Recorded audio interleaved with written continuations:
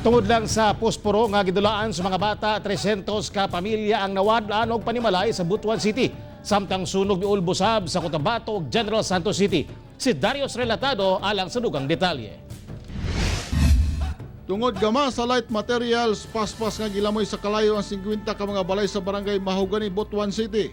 Banda alas 12 sa udto kagahapon. Daling meresponde ang kabumbirohan apan paspas usab nga mikatay ang kalayo. Kadaghanan sa mga biktima ang walay nasalba sa ilang mga kabtangan. Sa gihimong investigasyon sa kabumbirohan, migawas nga posporo nga gidulaan sa mga bata ang sinugdanan sa kalayo.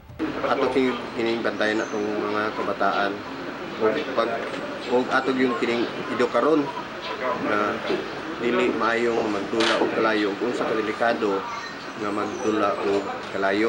Sa Cotabato City naabusab ang 17 ka mga balay ug usa ka apartment sa miulbong sunog sa barangay Bagwa 2, Cotabato City. Naglisod ang kabumbiran pagresponde sa sunog tungod guot ang kalsada pasulod sa lugar. Migawas sa investigasyon nga nagsugod ang kalayo sa second floor sa apartment sa pamilyang Usman, noon padayong pang ginasusi ang sinugdanan niini. Sa General Santos City nasunog usab ang stockroom sa usa ka gasoline station sa Dasira Avenue, Barangay Mabuhay.